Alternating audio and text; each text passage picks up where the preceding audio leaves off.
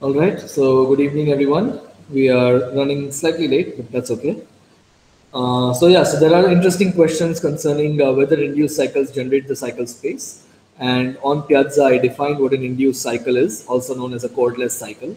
So it is worth thinking about what happens in the case of multigraphs. Do induced cycles generate the cycle space? But anyways, we are jumping slightly ahead of where we are in the course. So at this point, we haven't proved in the lectures that the cycles actually generate the cycle space of a graph. What does that mean? For any even subgraph, you should be able to generate it by taking symmetric differences of cycles. Right? This is the meaning of this statement. That's what it means to generate the cycle space. Okay. We will actually prove something stronger.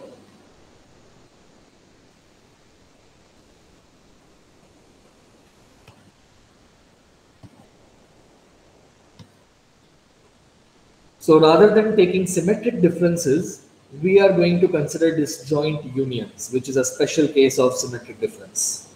Okay, so a set S is a disjoint union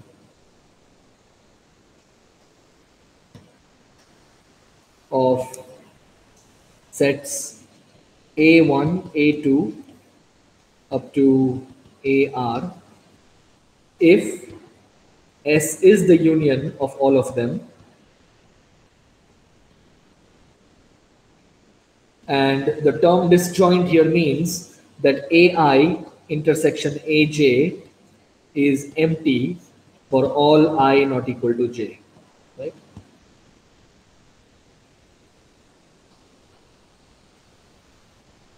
Okay. So what we will actually show is this theorem 2.17 using the numbering in Bondi-Murty. We will show that a subgraph H of a graph G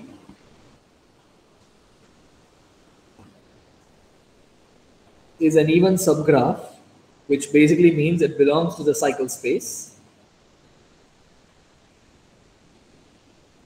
Right? Just to remind you, even subgraph means each vertex has even degree.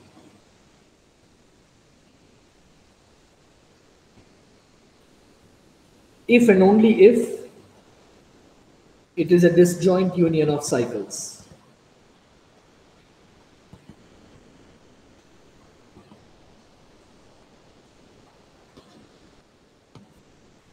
So for any subgraph, you can write it as a disjoint union of cycles, right? And that basically means the same as taking the symmetric difference of those cycles because they're already disjoint. So symmetric difference will just give you the union of all of them. Okay? So that's what we are going to prove. By disjoint here we mean edge disjoint, right? Sorry? Here by disjoint we mean edge disjoint. Right. Yeah. We are going to view each cycle and each subgraph as a set of edges, right? So the subgraph and the cycles, we are going to view them as sets of edges, right? In other words, we are going to view them as spanning subgraphs. So all the vertices are there, but we are just picking a bunch of edges. So that's what we mean by subgraph and the cycles. Okay. So that basically proving that will achieve our goal. It will mean that all the cycles generate the cycle space. They generate all the even subgraphs of the graph. Okay. Any questions or concerns? Is everybody clear why proving theorem 2.17 is sufficient to achieve our goal?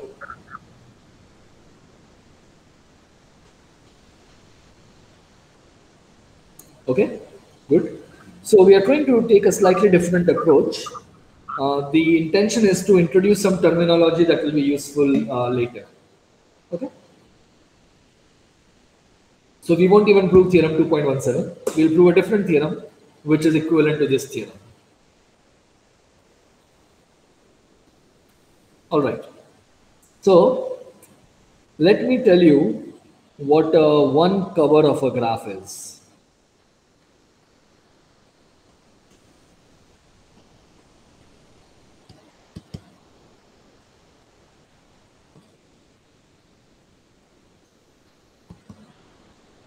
In Bondi Murthy, one covers are also called decompositions of graphs, but decompositions of graphs are used in very different ways in any source or any research paper, right? So that's why I'm going to stick to one cover.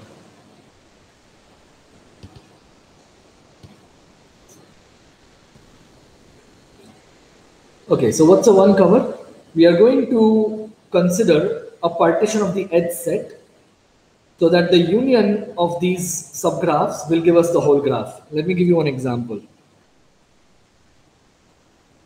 So sir, Let me basically give you. decomposition and one cover, they're synonymous terms.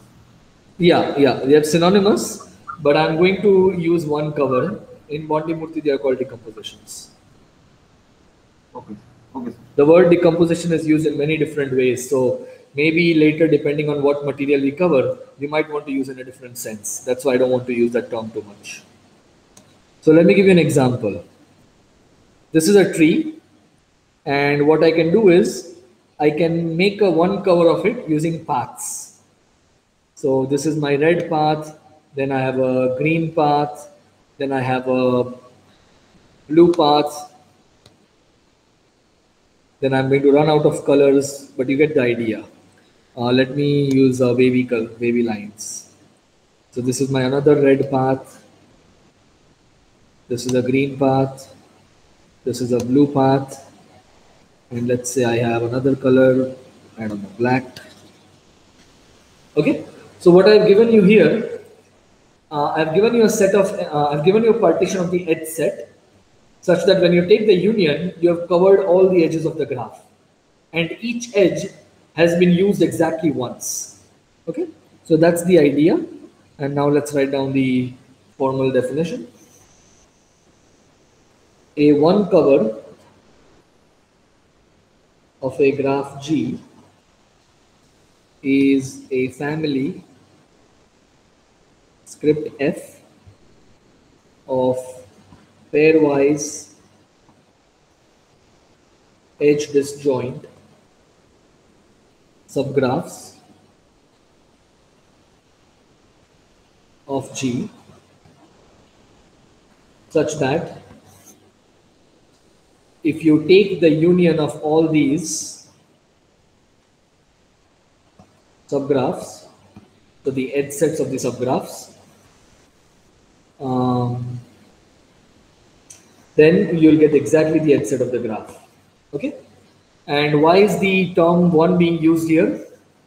Pairwise edge disjoint just means that each edge E appears in exactly one element or subgraph in the family F. Okay, so this is the one due to which we call it a one cover. Okay, and now you can imagine what a two cover would be. We are not going to talk about two covers today, but I just want to give you an example. Two cover is basically the same thing. Now every edge is allowed to appear in exactly two elements in the family. So we don't have pairwise edge disjoint anymore. We are just going to say that every edge appears in exactly two elements. But we will talk about two covers in a later lecture. Right? Just want to give you an understanding of why we call this a one cover. Okay. Good. If the family F consists entirely of cycles or paths, just cycles or just paths, then we will call this F a cycle one cover or a path one cover, respectively. Right? So what I have given you here for this tree is a path one cover. This is a path one cover.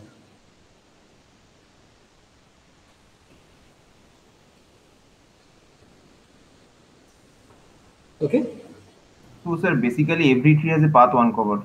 we can make the tree root at some vertex. You are right. In fact, something more general is true. Not just tree. You can actually make a more general statement about all graphs. Yeah, every graph has a path on cover because I can take the single edge, every edge. Exactly. The only thing you need is you have to disallow loops, It's all loops, yes, sir. right? Every loopless graph has a path one cover. Good point. Okay. So we cannot consider a loop as a path. Right. I mean, if you allow loop to be a path for your special case, then that's a different story. But generally speaking, we don't consider loop to be a path. A loop is a cycle. But there can be multiple edges. That doesn't create a Multiple problem. edges are not a problem for path one cover, as we have defined it. Yeah, Each of the edges is itself a path, that's why. exactly. Right? Okay. So we have defined a one cover, and we are going to be interested in cycle one cover. Okay. When does a graph have a cycle one cover? So the question is, which graphs admit cycle one covers? Any guesses? For which Is it graphs exactly can even sub? okay. Is Sorry, it exactly exactly even what? sub? Even graphs, exactly. Exactly. So theorem 2.7, which we are going to prove, Is it the even subgraphs? well, we are going to characterize all the graphs. So we are just going to say a graph is a cycle one cover if and only if it is even. But you're right, the same statement applies to all subgraphs of the graph. Okay, okay. A graph admits a cycle one cover if and only if it is an even graph. Right? And just to remind you, this just means each vertex has even degree. Okay? And do it yourself, that is quite easy, is prove that theorem 2.7 and theorem 2.17 are equivalent, which means one implies the other and the other implies the first one. Okay? So if we prove theorem 2.7, according to this DIY, we are done. We have proved theorem 2.17. Okay? Sorry, I'm getting a call here. Hello? Hello? Sorry, not hello. Yeah, somebody was calling me on my office landline, which is very strange.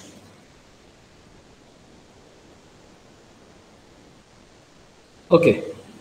Are there any questions or concerns? Does everybody kind of see why theorem 2.7 implies theorem 2.17? I'm not asking you to write a formal proof right now, but hopefully at least intuitively you see it. If we take an even subgraph, then from by theorem 2.7 we know that it is an Exactly. cycle one cover. So in that cycle one cover in the family, the cycles, whatever the cycles belongs to, so those cycles, if I take the disjoint union, obviously they're disjoint because by the definition of one cover they're Exactly. disjoint, and the disjoint union will give us the required even subgraph. Subgraph. Exactly. Exactly. Right. So they are basically the same statements. Right. One just looks more general than the other, but it is actually not more general. Okay. So let's prove theorem 2.7. All right. So this theorem is due to Veblen from 1912, 1913. Okay. And using this, you can prove Euler's theorem that we talked about 2 lectures ago. Implies Euler's theorem with some small amount of work.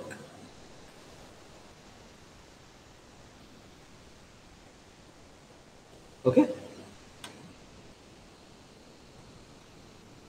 So how shall we go about proving this? Anyone? Anyone different?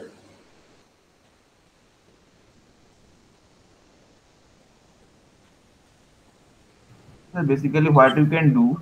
So Yeah, let's wait I for think someone. Let's wait for yeah. someone else to respond. Okay, okay. Does anybody else want to respond? So we want to prove Veblen's theorem. How should we proceed? Shall we proceed by contradiction, induction, I don't know, constructive proof? Let's find the easiest proof, one of the easiest proofs of this statement.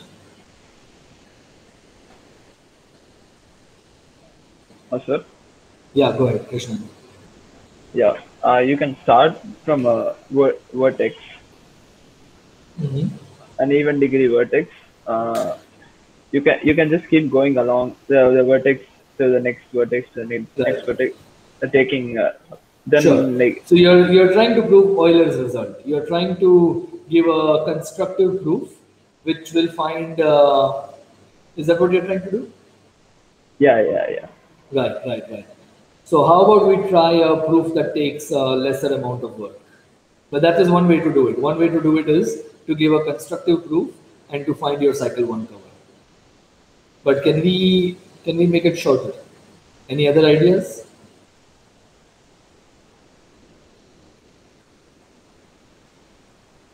Then I think we can use this idea that every graph which has degree at least 2 means so the degree of every vertex in the graph is at least 2. Then we Right. can definitely say that if the graph is connected, it is a cycle. So basically, Okay, at least two. So it has a cycle or it is a cycle? no, it has a cycle. It has a It cycle. has a cycle. Okay, great. So we will actually use that point. So we will use the fact, let me just put it down. So one fact that we will use is that if we have a connected graph,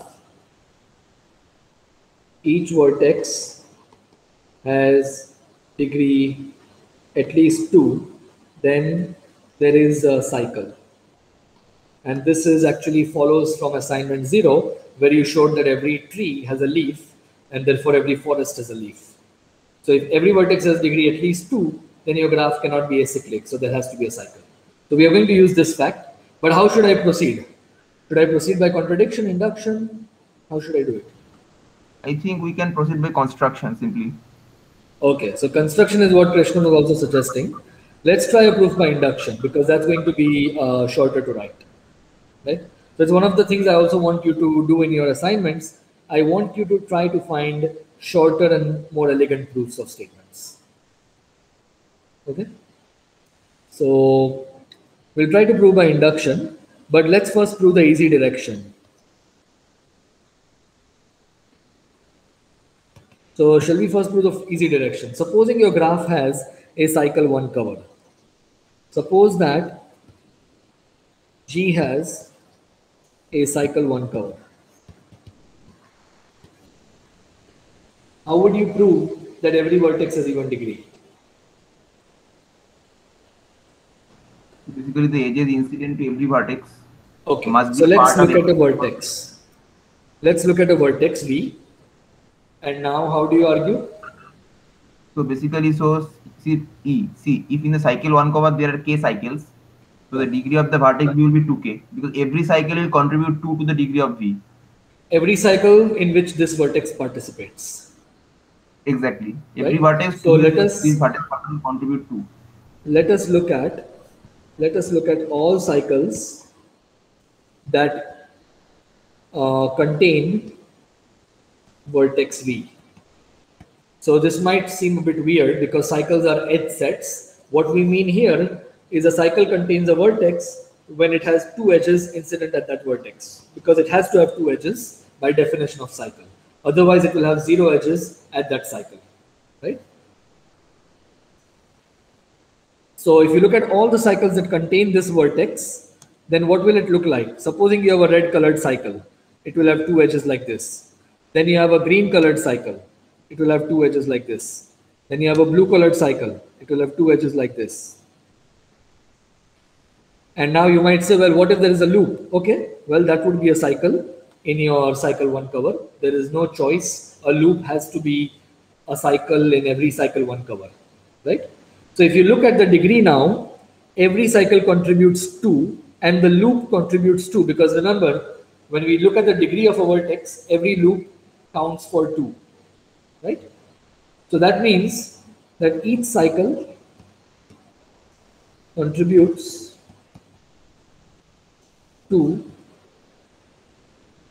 towards the degree of V, and the same is true for loops containing the vertex V, or loops incident with the vertex V, if you want to be very precise, right? Because loop is an edge, so what we really mean here is the loop is incident with the vertex V, right? And because this is a cycle 1 cover, which means that all the edges of V have to be covered by these red, blue, green, and black edges, it implies that the degree of the vertex is even. Okay? And so every vertex is even degree, and so the graph is even. So it is really the difficult direction, the converse, that requires some ingenuity, if I may. Right? So now we are assuming that we have an even graph.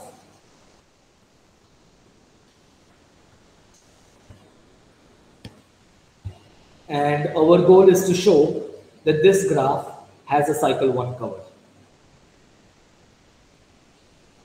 Okay? And we are going to proceed by induction on the number of edges.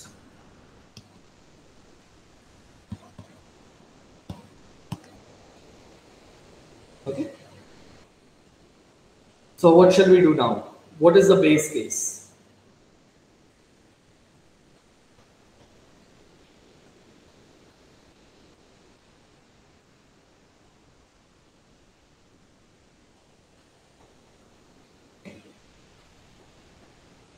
Two edges. Oh, well, 2 edges could be a base case. Why not 0 edges? So let's consider the case where you have no edges in the graph, right? The empty graph. It's just a bunch of vertices without any edges. So then you're done, right? The cycle 1 cover is just the empty set.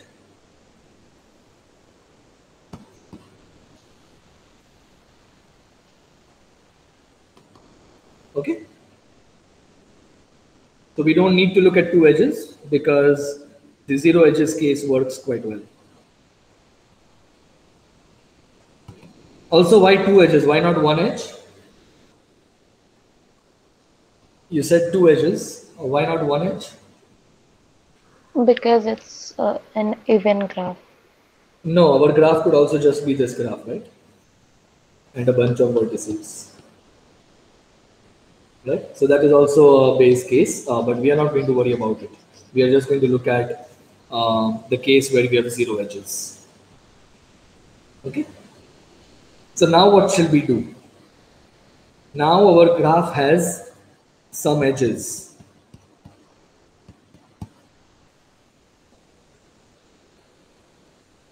So let's look at some edge of the graph. It could be a loop, which is a special case, but let me consider the general case. Right? So my graph has some edge. Remember, we want to use this fact. If we get a connected graph where each vertex has degree at least 2, then there exists a cycle in the graph. So how will we use this fact? We'll remove the cycle. Okay, but before we get there, we need to get a connected graph, right? So we have an edge. What shall I do now? I need to get a connected graph in order to apply that fact.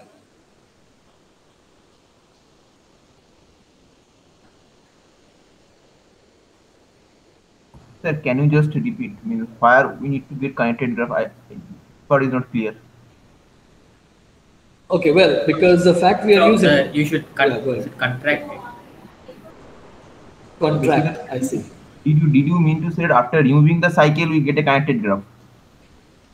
No, So I you just can want just to take take a a connected component. Exactly. So I can take any connected component containing this edge, right? So let E be any edge of the graph,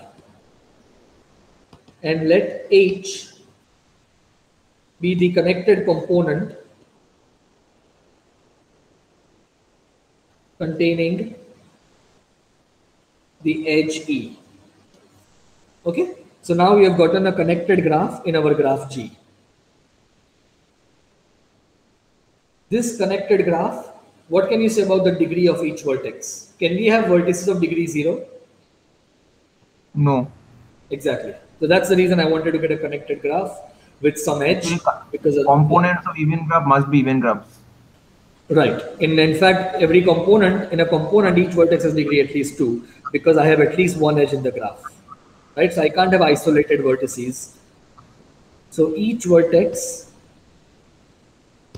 of H has degree at least 2. Does everybody agree?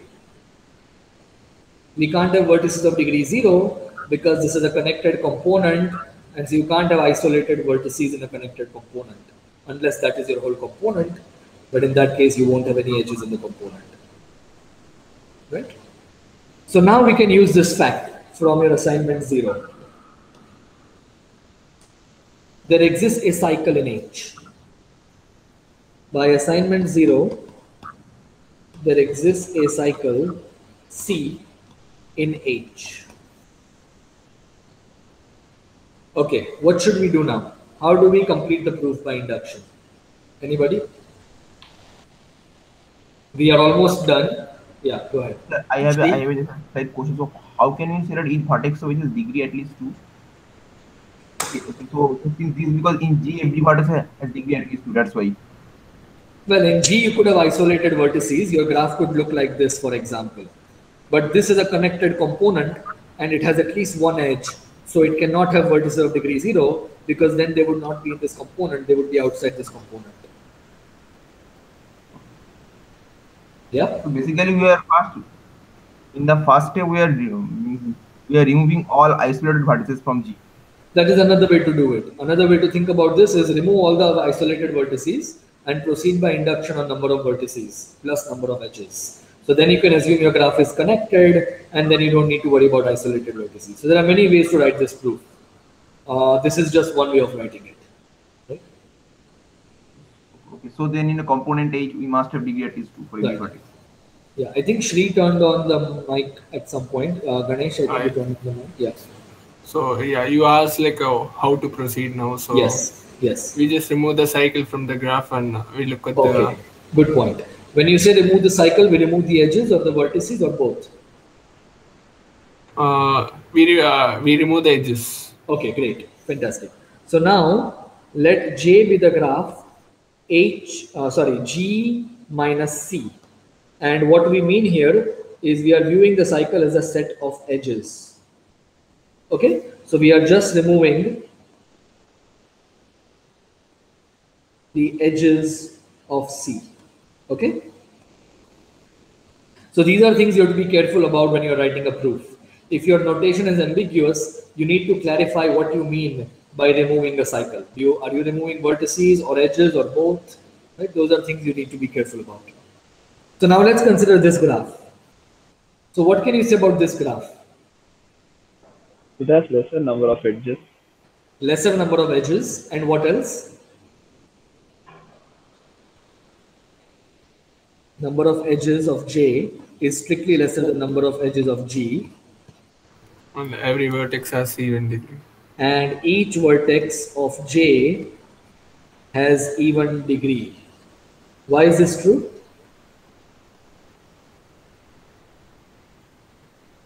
You have removed the edges of a cycle. Exactly. So for every vertex, you have removed 2 edges, or otherwise you have removed 0 edges if that vertex is not in the cycle. Right? So because the vertices had even degree, they will continue to have even degree even now. Right? Okay. Since degree of each vertex reduces by 0 or 2. Okay? And so by induction hypothesis, what can we say? J has a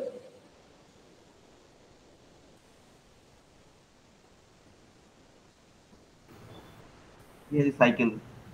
cycle 1 cover. Cycle. Right? Let's call Yeah, it script C. Supposing script C was our cycle 1 cover of J. Now, how do I get a cycle 1 cover of G? We could do script C union that cycle. Exactly. So observe that. Observe that script C union the cycle C that we removed is a cycle 1 cover of G. Okay? And that completes the proof.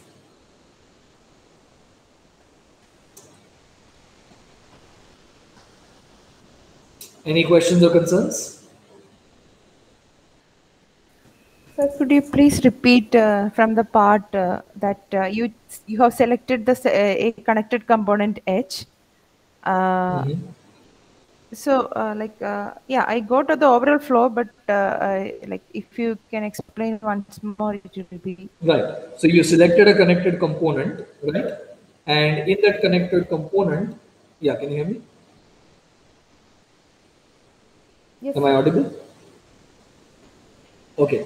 So you selected a connected component, and now in that connected component, there exists a cycle by assignment 0. Right? There exists some cycle in this component, which may or may not use that edge, it doesn't matter. Right? So now we are removing all the edges of this cycle. So whatever the blue colored edges you see, we are going to remove them from the graph. But if you remove them from the graph, what happens to the degree of each vertex?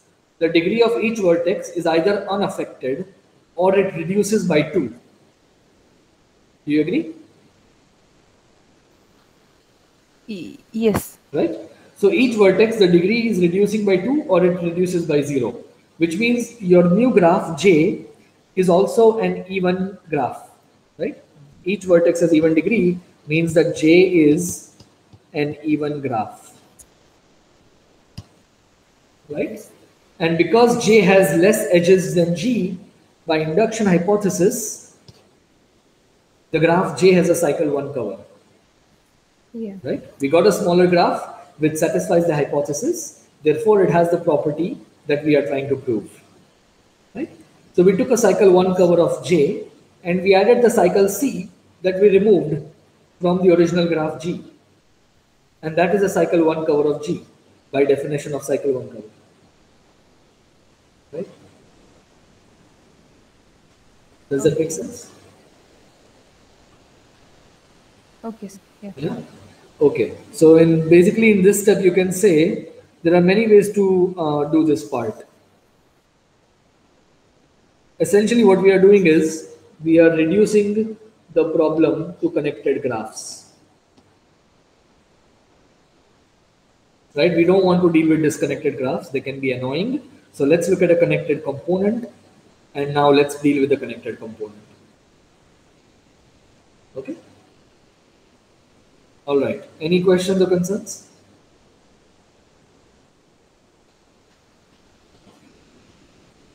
Sir, I have a doubt regarding induction. So, in general, when we apply induction, what could be our approach? Like we should in order to apply induction hypothesis, we should take a bigger graph and remove, make it reduce. Yeah, reduce it to lower one, or we start with induction hypothesis and add. Right. Okay. That's a very good point, actually. The standard induction proofs that many of you would have seen in your courses are induction on integer numbers. You want to prove that the sum of the first n natural numbers is n multiplied by n plus 1 divided by 2, for example. Right? Well, the good thing about integers is every integer can be obtained from the smaller integer by adding 1 to it. Right? So generally what you do is you assume for k and then you prove for k plus 1. Right? That is a very common way of doing induction proofs in the basic courses. What's the problem? That is not a very general framework. A more general framework is to consider a big object and get a smaller object out of it. Right? Because all objects are not like integers. If you're proving something for trees, you need to take a big tree remove something from it and get a smaller tree. In the same sense, in general, in graph theory, I would say, generally speaking, there might be exceptions if you're looking at very specialized statements. Generally speaking, you should take a bigger graph, you should take a big graph, remove something from it to get a smaller graph with the same properties, with the same hypothesis, right? You want to generally get a smaller graph that is not too small. I mean, it is obtained by doing some very simple thing.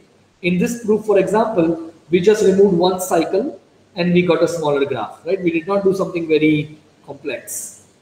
The reason is, this gives you the chance to use the induction hypothesis on the smaller graph in order to deduce something about the bigger graph, right? For example, what you could have done is you could have taken an even graph, you could have deleted all the vertices, or you could have deleted all the edges. Then you would get the empty graph, right? So this is also an even graph. By induction hypothesis, it has the cycle 1 cover, but now it doesn't help you because you have removed all the edges. So what you want to do is, you want to remove very few things from the graph or do very local operations and get a smaller graph that satisfies the induction hypothesis. Okay, we will see lots of proofs by induction in this course, and hopefully those will reinforce how we are doing induction in graph theory. But generally speaking, you want to go from a big graph to a small graph that satisfies the induction hypothesis, and by doing a very simple operation or manipulation. Sir, so while removing something from the graph, we always have to be careful such that it should not violate the induction hypothesis in the small graph, right? It has to satisfy the hypothesis of the statement you are trying to prove, right? Okay, sir. Thank you.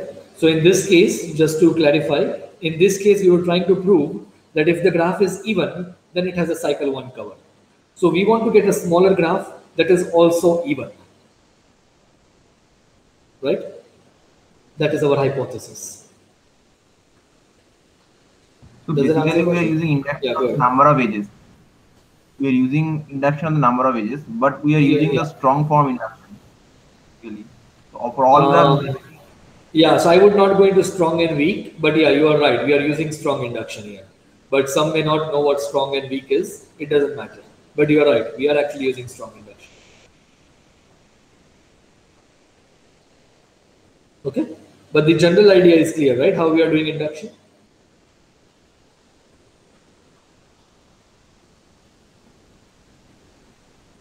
Are there any questions or concerns?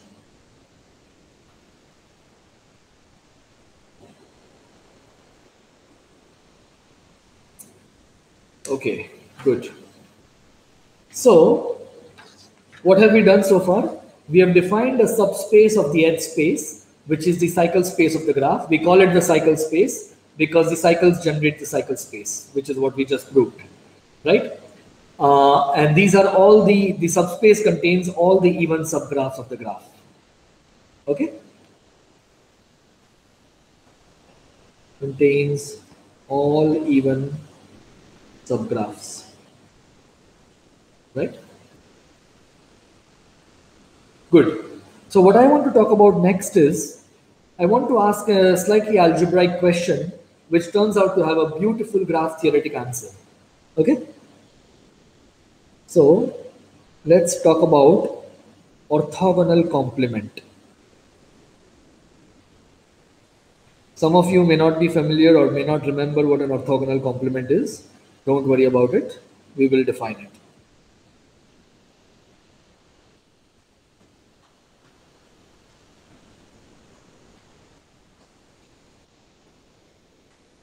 Okay.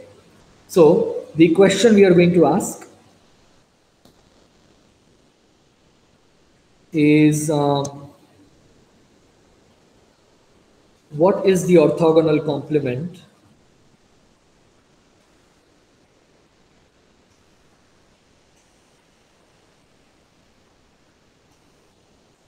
which is written as the space with the perpendicular symbol of the cycle space, right? So we have the cycle space, which is a subspace of the edge space, right?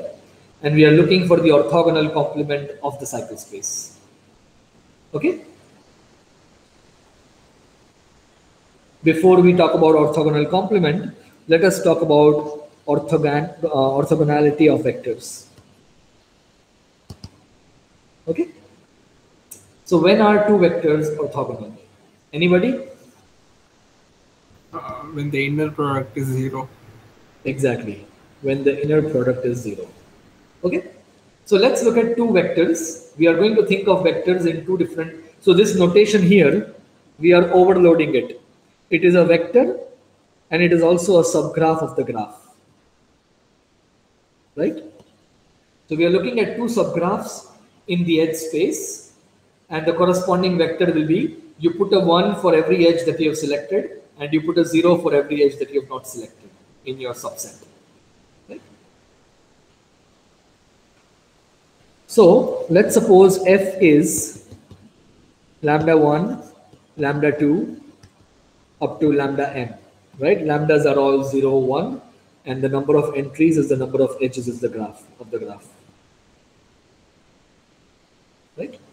And let's say f prime is lambda 1 prime, lambda 2 prime, up to lambda m prime. Okay? So for the vectors to be orthogonal, it means that their inner product is 0. What is the inner product? Let us write it down. The inner product of f and f prime is defined as lambda 1 times lambda 1 prime plus, this is a symmetric difference, lambda 2 times lambda 2 prime,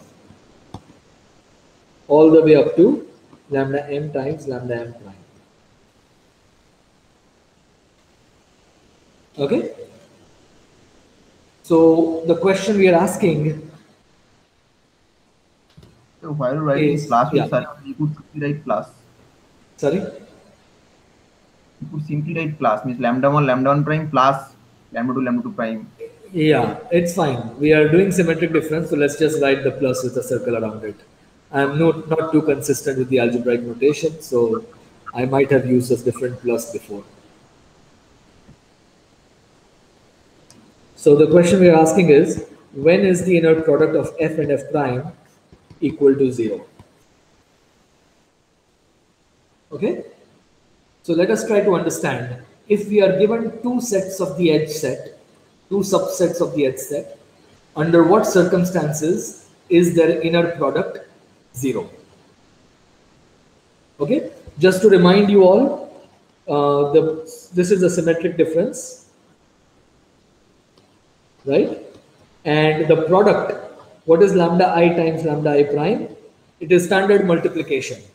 It will be 1 if both lambda I and lambda I prime are 1. If one of them is 0, then the product will be 0. So this is equal to 1 if and only if lambda I is 1 and lambda I prime is 1. Okay?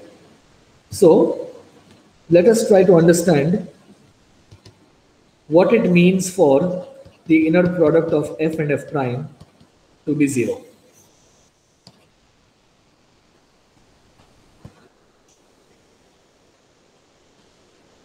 What does this mean? There are even number of common edges. Okay, you went directly to the final answer. Good. Let's look at it step by step, because not everybody may be as familiar with thinking about these algebraic things. Right? So we are taking the symmetric difference of a bunch of 1s and 0s. The only way the symmetric difference of a bunch of 1s and 0s is going to be 0 is if you have an even number of 1s. If you have an odd number of 1s, then the symmetric difference will be 1. Right? So that means that we have an even number of summands that evaluate to 1. Right? So in this, each of this is a summand. The even number of these have to be 1. Okay? But what does that mean? If an even number of them are 1, that means that for an even number of edges, both the edges are contained in f and f prime. Okay? So this just means that the intersection of f and f prime viewed as edge sets. And here we are viewing as vectors. The intersection has to be even. Okay? Because only when they intersect, the corresponding entry will be 1. If they don't intersect in that edge, then the entry will be 0. So we want there to be an even number of intersections between f and f prime. And observe that, well, I've basically done it, but I will put it as do it yourself. Observe that all these statements are if and only if. Okay? So I want you to think about it offline and to convince yourself that this is correct. Okay? Great. So we know what the orthogonal, yeah, sorry, go ahead. Sir, I am not comfortable with symmetric difference here because in the sets it's okay. I know the symmetric difference in this. I know it's working like an XOR here, but is it appropriate to use the word symmetric differences in this algebraic? Well, appropriate, inappropriate is dependent on how we define things. So yeah, so in the set theoretic sense, you would say symmetric difference. But if you are talking about the vectors, you would say the XOR of those vectors, or right? Or you're looking at the addition in GF2. But I'm using the term symmetric difference for both because most of the times we are trying to turn everything into set theory. We are trying to minimize our let's say our interaction with algebra. Does that make sense? Okay, sir. But yeah, the correct usage would be XOR. Okay, so now we know what it means for two vectors to be orthogonal. So I want you to consider the following question. Yeah, go ahead. Sir, could you please go previous? Like, I want to know what is this lambda up to lambda m? Well, these are zeros and ones, right? Your vectors in the edge space are all zeros and ones, depending on which edges are taken. Does that make sense? Maybe I'll just remind you of what we defined last time. I want you to go back to the previous lecture. Remember this? Okay.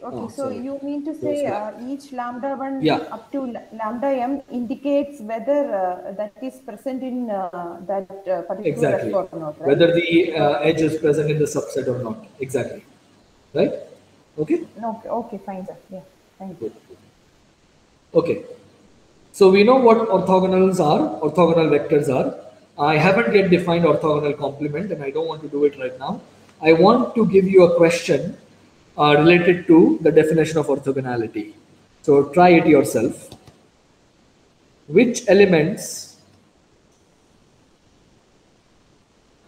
of the edge space of a graph meet each cycle in an even number of edges?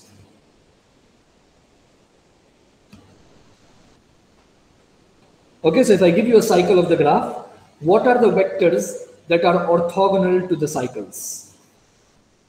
Okay, in other words,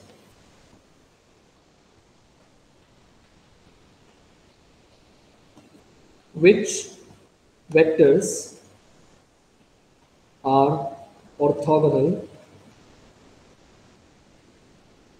to all cycles of a graph?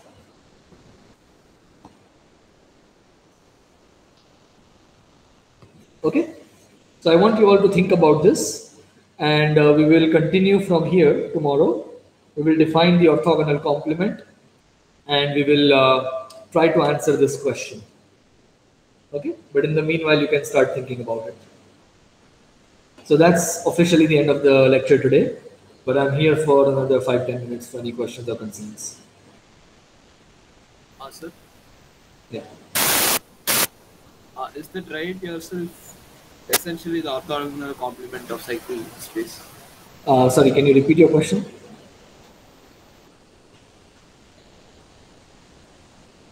All right. Okay. Yeah. I understand your question now. Okay. Yeah. So this is basically the definition of the orthogonal complement. So the orthogonal complement is exactly all those vectors that are orthogonal to every vector in your original subspace. Yeah, the answer is yes.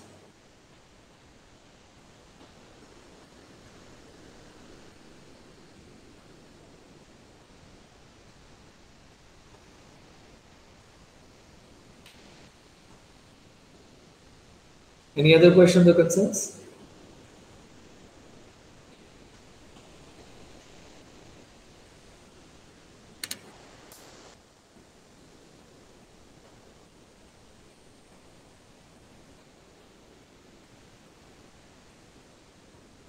Okay, well, if there are no questions or concerns, feel free to leave the meeting. You can also stay back and continue discussing other problems.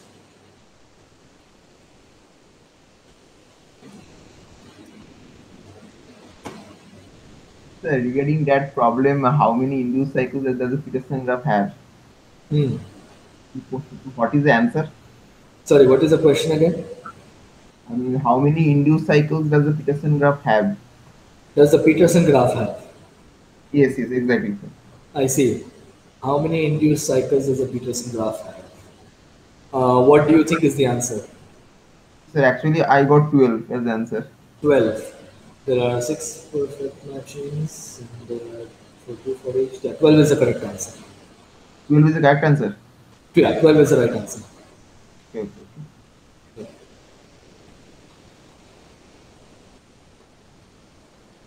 Well, what I was really looking for was not exactly the number. I mean, if you find the number, I'm sure you answered the question in the most general sense.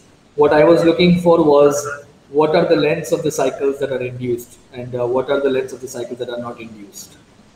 So I got the 5, 6, and 7 cycles are induced cycles, but the Peterson graph doesn't have a 7 cycle. So okay, does it have 6 cycles?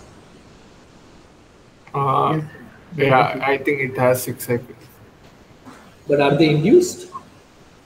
Yeah. So I was able to prove that every 6 cycles should be induced cycle. Okay. So then the answer may not be 12. Sorry, I thought only the 5 cycles were induced. So you're saying that the 6 cycles are also induced. Sir, I think, sir, what he has told every 6 cycle is induced, it is wrong.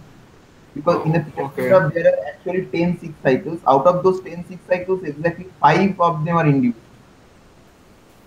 Okay. So maybe it's a mistake from my part.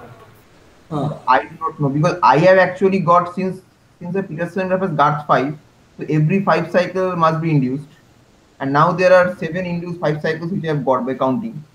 And for the case of every 6 cycle is induced, right? Because otherwise you'll get a 4 cycle or 3 cycle. Right. And the Peterson graph, right? Every 6 cycle is induced. You're right.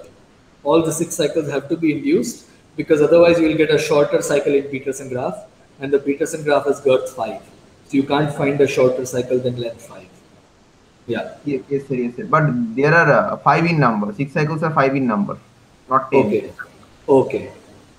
I see. So it is coming to 7 plus 5, 12. And for the case of 7 cycle, there cannot be any 7 cycle at all. So there is no 7 cycle in the Peterson graph. Yeah. So no question of induced 7 cycle. And the existence of 8 cycle and 9 cycle, we can just simply tell by counting the number of edges. So if there is an induced 8 cycle, the Peterson graph cannot have 15 edges. I see. Okay. Have at most 14 edges.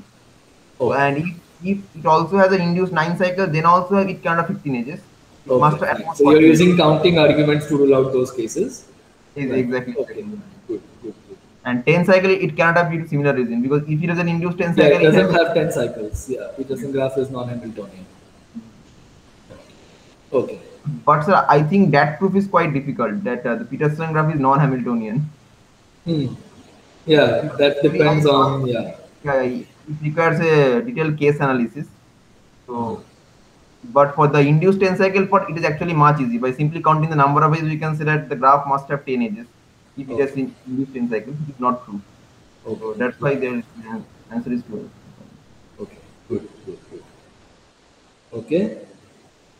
So I did not realize that 6 cycles are also induced. I thought it was only the 5 cycles, but you're right. All 6 cycles have to be induced. Okay, good.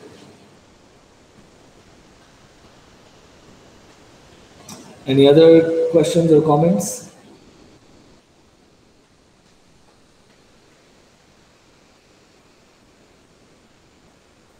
Can we leave? Yeah. Feel free to leave. The lecture is over, so yeah.